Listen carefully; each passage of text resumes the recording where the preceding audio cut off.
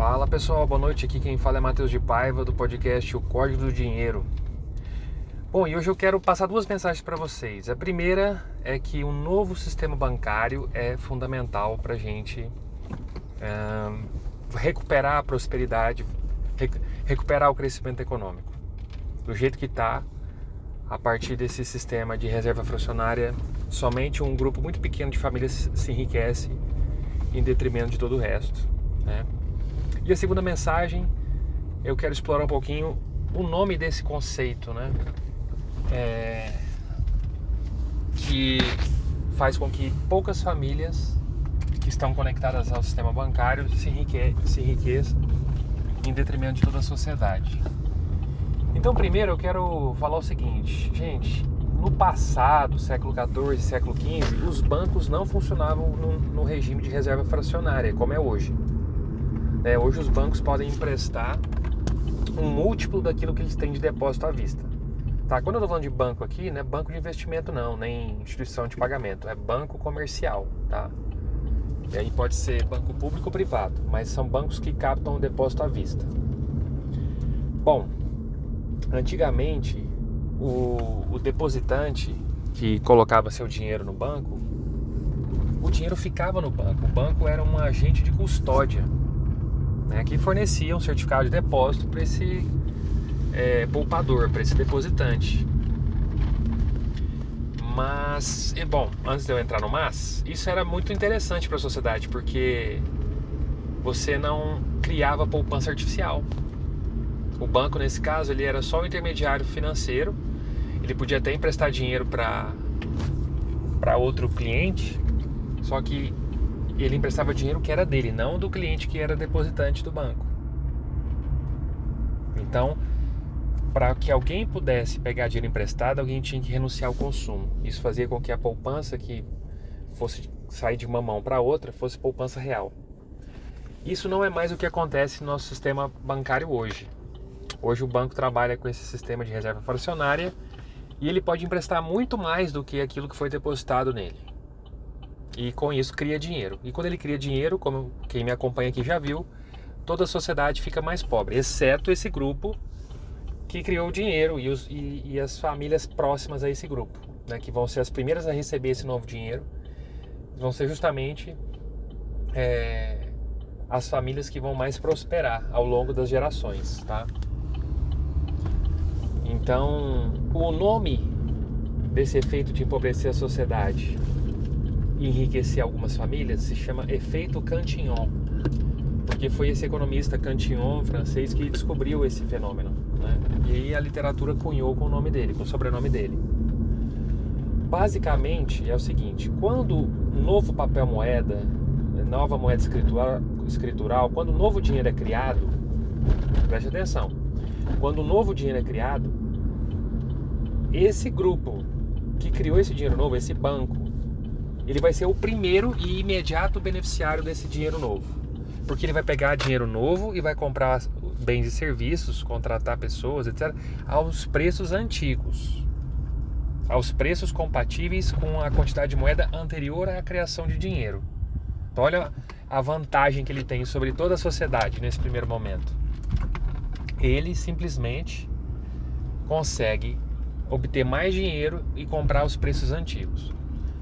As primeiras pessoas que recebem esse dinheiro novo, depois do banco, claro, elas também vão se beneficiar, porque elas vão ainda usufruir de um dinheiro novo, e os preços da economia ainda não estão totalmente ajustados, porque leva um tempo para que esse dinheiro novo percorra todos os setores da economia e altere os preços. Entendeu? Aqui que está o grande pulo do gato. Não é automático, assim, aumentou a base monetária, logo os preços vão subir naquela proporção de maneira instantânea. Não. Leva um tempo até esse dinheiro novo percorrer toda a economia, fazendo com que os ajustes nos preços vão sendo feitos aos poucos, ao longo do tempo. Então, os primeiros são os mais beneficiados com isso, e os últimos a receber esse dinheiro são os mais prejudicados. Porque a hora que eles receberem esse dinheiro, a economia toda já está a um preço... Os preços dos bens dessa economia já estão todos mais caros, tá? E essas pessoas que recebem por último não aumentaram a renda delas. né? O que vai chegar para elas ali é pouquinha coisa. Então elas vão receber uma rendinha, vamos supor, 1% mais, a mais, e na prática os preços vão aumentar 10% para elas, por exemplo. Entenderam? Então esse é um problema seríssimo. Por quê? Porque isso aí é um Robin Hood às avessas. É você tirar dos mais pobres para dar para os mais ricos. Por quê? Porque as primeiras famílias que recebem dinheiro são as famílias ricas. Porque são os controladores de bancos, são agentes públicos que estão, né, no governo, que vão estar junto com esses bancos. Vão ser grandes conglomerados, que vão ser dono de um monte de empresa grande que vai receber esse dinheiro. Vai ser o mercado financeiro. E quem está nesses mercados não são as pessoas mais pobres. Quem estão nesses grupos seletos aí são as pessoas mais abastadas. Entenderam? Então olha que política perniciosa. Ela parece ser algo bom. Vamos estimular a economia, vamos aumentar a base monetária, vamos injetar liquidez na economia para ajudar as pessoas, as mais pobres. São as últimas a receberem o dinheiro e vão ser as mais prejudicadas. Deu para ficar claro? Porque aqui, como é um podcast que eu falo sozinho, eu não recebo um feedback imediato, como numa sala de aula, né? Então eu não sei se vocês estão acompanhando meu raciocínio não, mas qualquer coisa deixe em comentário que eu posso em algum outro momento explorar mais algum conceito que não tenha ficado claro, algum argumento que não tenha ficado tão bom. Mas é basicamente isso. Os grupos mais ricos que controlam o governo, empresas do mercado financeiro e bancos, eles vão se beneficiar primeiro porque o dinheiro novo vai cair na conta deles primeiro. E à medida que o dinheiro vai se espraiando por toda a economia, outras famílias vão recebendo um pouquinho daquilo que foi, né, impresso, do dinheiro novo. E por último os mais pobres, que vão receber só uma fatinha bem pequenininha do dinheiro novo que foi impresso. Mas em compensação o preço de tudo já vai ter sido ajustado, porque a moeda nova, até chegar nos mais pobres, passou por toda a economia, reajustando os preços de todos os bens e serviços. Então toda vez que você injeta liquidez na economia, você, sistema bancário, seja via emissão de nova moeda pelo Banco Central, seja criação de moeda escritural pelos bancos comerciais que captam depósito à vista, você empobrece toda a sociedade, tá? Exceto esse grupo, essas primeiras pessoas desses grupos que eu falei, e especialmente os mais pobres. Então, se falar em política monetária expansionista, os mais pobres vão ser os mais prejudicados. Você vai favorecer só um grupo dos mais abastados. Os mais ricos vão se beneficiar em detrimento de toda a sociedade, especialmente dos mais pobres, dos mais vulneráveis. Então é um crime contra a humanidade falsificar moeda, criar moeda assim. Porque você só aumenta a desigualdade econômica entre as famílias. E você torna cada vez mais difícil sair da pobreza, porque você vai aumentando a distância entre o grupo mais pobre e o grupo mais rico, né? O nome disso é efeito Cantillon, né? Depois vocês podem jogar na internet aí no Google, dê uma olhada no conceito, tá?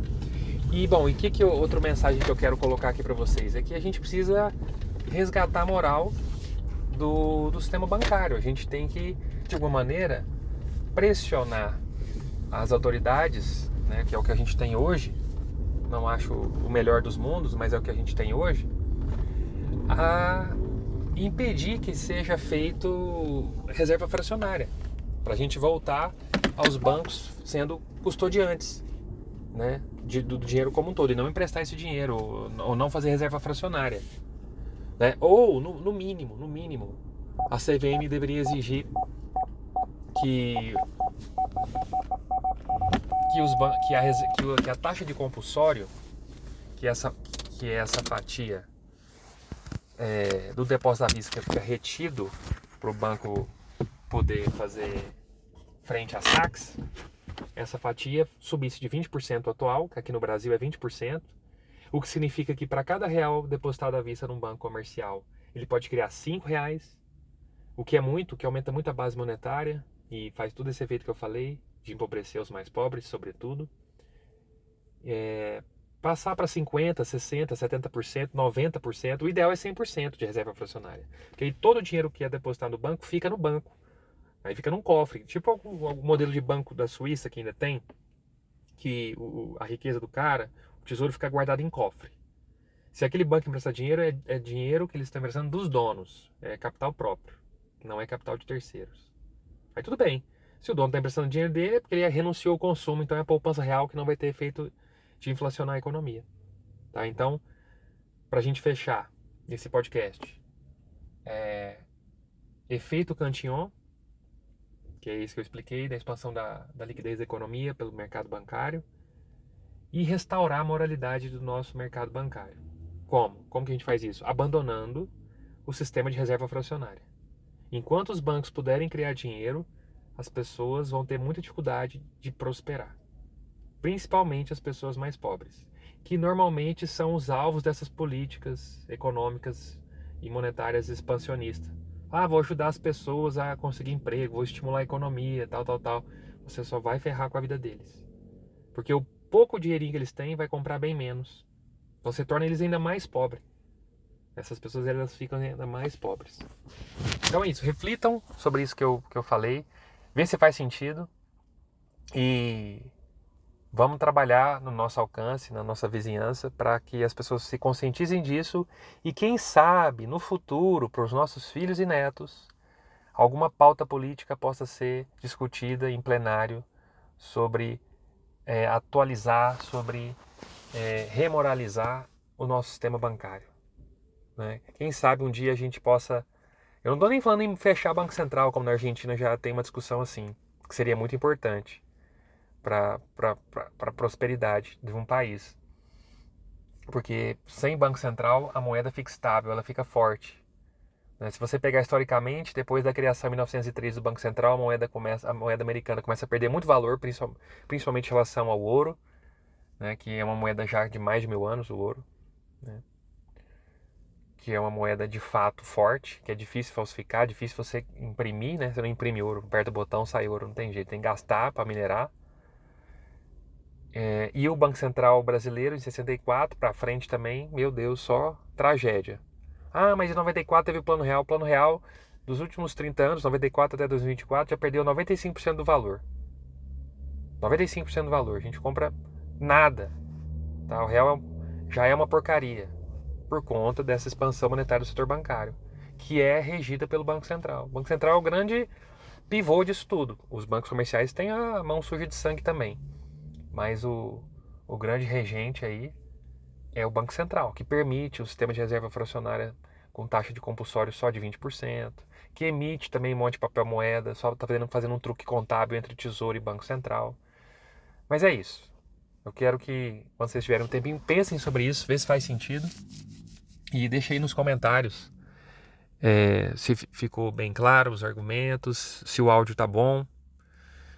É isso aí, tá? E qualquer coisa, caso vocês queiram me acompanhar em outras redes sociais também, eu tenho também o Instagram, tá joia? Acompanha lá, que também lá eu faço muito conteúdo de postagem com texto, etc. Tá bom? E quem quiser aprofundar mais ainda, né, pode também me contratar para uma consulta sobre economia monetária, sobre finanças, dinheiro, investimento. Tá joia? Mais informação lá no meu Instagram. Um abraço, fiquem com Deus.